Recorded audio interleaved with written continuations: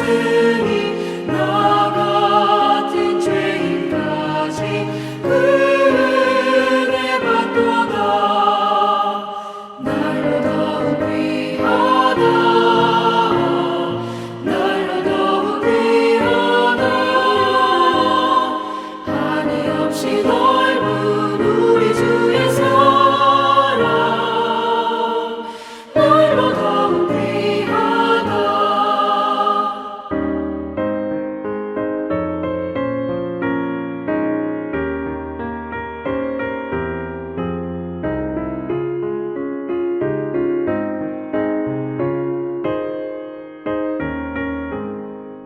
주 크신 사랑으로 만 백성 위하여 그 십자가의 고난 다 받으셨으니 그 속죄 받은 성도 큰 소리 함께 높여 온 천지 울리도록 주 찬송하리라.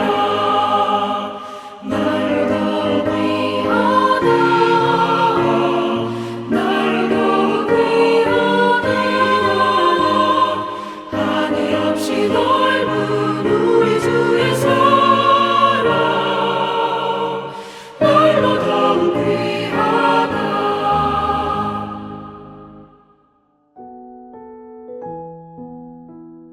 하늘에 계신 우리 아버지, 아버지의 이름을 거룩하게 하시며 아버지의 나라가 오게 하시며 아버지의 뜻이 하늘에서와 같이 땅에서도 이루어지게 하소서. 오늘 우리에게 일용할 양식을 주시고 우리가 우리에게 잘못한 사람을 용서하여 준 것 같이 우리 죄를 용서하여 주시고 우리를 시험에 빠지지 않게 하시고 악에서 구하소서. 나라와 권능과 영광이 영원히 아버지의 것입니다. 아멘.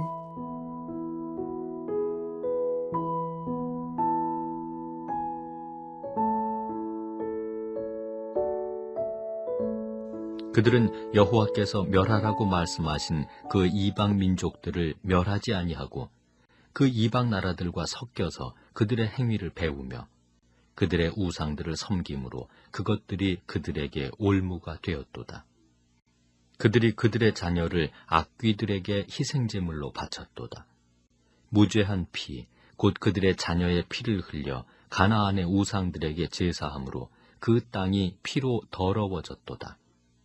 그들은 그들의 행위로 더러워지니 그들의 행동이 음탕하도다. 그러므로 여호와께서 자기 백성에게 맹렬히 노하시며 자기의 유업을 미워하사 그들을 이방 나라의 손에 넘기심에 그들을 미워하는 자들이 그들을 다스렸도다. 그들이 원수들의 압박을 받고 그들의 수하에 복종하게 되었도다. 여호와께서 여러 번 그들을 건지시나 그들은 교묘하게 거역하며 자기 죄악으로 말미암아 낮아짐을 당하였도다. 그러나 여호와께서 그들의 부르짖음을 들으실 때에 그들의 고통을 돌보시며 그들을 위하여 그 언약을 기억하시고 그 크신 인자하심을 따라 뜻을 돌이키사 그들을 사로잡은 모든 자에게서 긍휼히 여김을 받게 하셨도다. 여호와 우리 하나님이여, 우리를 구원하사 여러 나라로부터 모으시고 우리가 주의 거룩하신 이름을 감사하며 주의 영예를 찬양하게 하소서. 여호와 이스라엘의 하나님을 영원부터 영원까지 찬양할지어다. 모든 백성들아 아멘 할지어다. 할렐루야.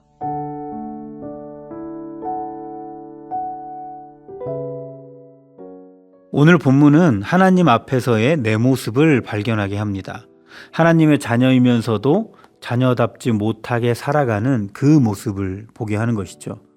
어떤 요소들이 우리를 하나님의 자녀답지 못하게 살게 하는지, 그런 우리들을 하나님은 어떻게 바라보고 계시는지, 그 하나님 앞으로 우리는 어떻게 나아가야 하는지 말씀을 통해서 생각해 보겠습니다. 34절 말씀을 보면 우리가 어떻게 하나님의 자녀의 모습을 잃어가는지 그 시작을 보여줍니다. 이렇게 말합니다. 그들은 여호와께서 멸하라고 말씀하신 그 이방 민족들을 멸하지 아니하고, 그러니까 하나님께서는 약속대로 이스라엘 백성들에게 가나안 땅을 주셨죠. 그리고 그렇게 받은 땅에서 어떻게 하면 하나님의 자녀답게 살아갈 수 있을지 알려주셨습니다. 차지하게 될 땅의 모든 주민들 진멸하라는 것이었죠. 신명기 7장 2절을 보면 그 작업을 망설임 없이 진행하라고 말합니다. 그 땅 주민들과 어떤 교류도 하지 말고 진멸하는 과정에서 마음이 약해지도 말라, 이렇게 말씀합니다. 하나님은 왜 가나안의 원주민들을 다 진멸해야 된다고 말씀할까요? 첫 번째는 하나님은 그 진멸이라는 방법으로 악이 가득 찼던 가나안 땅을 심판하려는 것이었습니다. 그렇기 때문에 이스라엘은 그 땅 주민들을 진멸하면서 망설이면 안 되는 것이었습니다. 하나님의 심판의 도구로 쓰여지는 것이기 때문이죠. 두 번째는 진멸하지 않고 원주민들과 같이 살아가면 이스라엘이 하나님의 자녀라는 정체성을 잃어갈 것이기 때문입니다.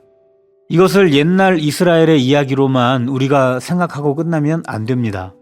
이 본문을 오늘 읽고 있는 저와 우리에게 주시는 하나님의 말씀이라고 받아야 됩니다. 이스라엘에게 가나안 땅을 주셨던 것처럼 내게도 하나님이 주신 삶의 영역들이 있죠. 그 삶의 영역 안에서 나는 어떤 사람으로 살아가고 있습니까?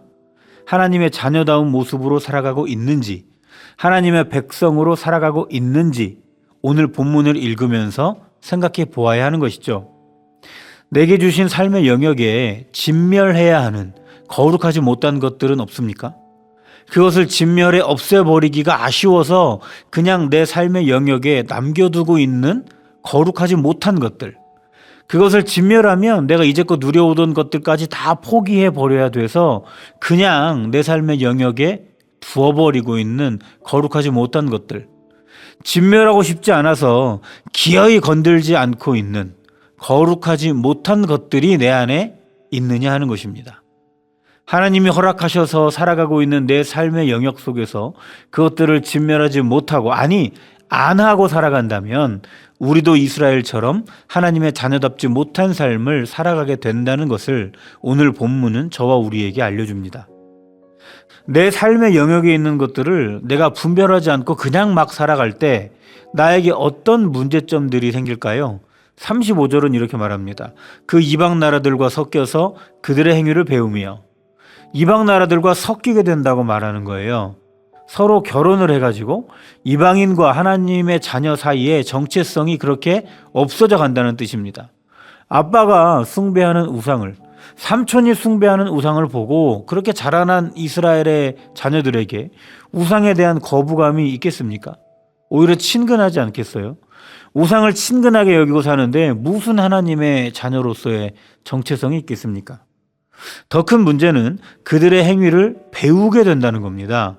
그들이 섬기는 우상을 가까이 하게 되고 우상을 숭배하는 그 제사를 따라하게 되고 하나님과 전혀 상관없는 그들의 문화와 하나님이 원하시지 않는 삶의 방식도 따라하면서 하나님의 자녀로서 아무런 차별점도 없는 전혀 거룩하지 못한 삶을 살게 된다는 것이죠. 우리는 진멸해야 하는 것들을 진멸해야 되는데 그렇게 하지 못하고 살아가지는 않습니까? 내가 지금 하나님과 관계없는 그 어떤 것에 섞여 들어가고 있습니까? 하나님과 관계없는 그 어떤 것을 우리는 배우며 살고 있습니까? 내가 지금 무엇에 섞여 들어가고 있는지, 무엇을 배우고 있는지 하나님의 자녀라는 시선으로 분별해 나가야 된다고 오늘 말씀은 우리에게 도전합니다. 내 삶의 영역에서 아쉬움과 미련 때문에 하나님의 뜻을 따라 살아가지 못하고 거룩하지 못하게 섞이고 하나님과 관계없는 것을 배우며 살면 그 인생 어떻게 되겠습니까?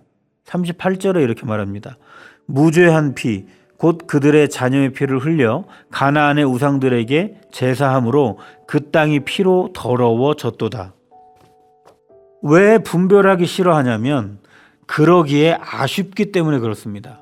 미련이 남기 때문입니다. 그러고 싶지 않기 때문입니다.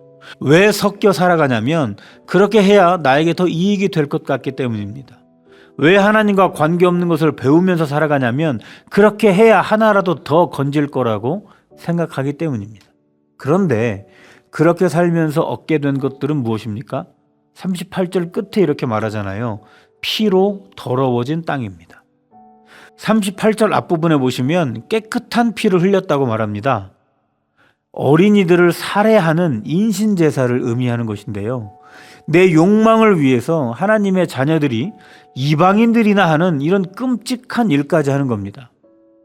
그렇게까지 했으면 욕심을 따라 거두기라도 해야죠.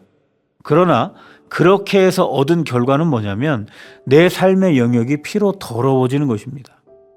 왜 깨끗한 피를 애써 흘렸는데 얻는 것은 더러운 것일까요? 39절에 그 이유를 설명합니다. 그들은 그들의 행위로 더러워지나니 그들의 행동이 음탕하도다. 그러니까 하나님이 허락하신 삶의 영역에서 살아가는 그들의 열심이 더럽고 음탕했기 때문입니다. 더러움과 음탕함 가운데 하는 일이라면 그 일이 아무리 열심히 하는 일이어도 얻는 결과는 더러운 것밖에는 없다는 말입니다. 우리도 내 인생을 잘 살아보려고 노력하고 도전하는 수많은 것들이 있죠. 그것이 무엇이든지 하나님의 뜻을 따르지 않는 것이라면, 하나님과 관계 없는 것과 섞여 있는 것이라면, 하나님과 관계 없는 것인데도 내가 배우고 있는 것이라면 그것을 열심히 하면 할수록 내 삶의 영역은 점점 더 더러워진다는 겁니다. 오늘 내 열심은 하나님과 관계 있는 열심인지를 살펴봐야 하는 이유입니다. 오늘 내 열심은 무엇을 따르고 있는가? 오늘 내 열심은 무엇과 섞여 있는가? 오늘 내 열심은 무엇을 배워가고 있는가? 살펴야 하는 겁니다. 우리가 하나님께로부터 부여받은 삶의 영역에서 하나님의 자녀답지 못하게 살아간다면, 하나님의 자녀답게 살아가는 것을 싫어한다면 하나님은 우리에게 어떻게 반응하실까요?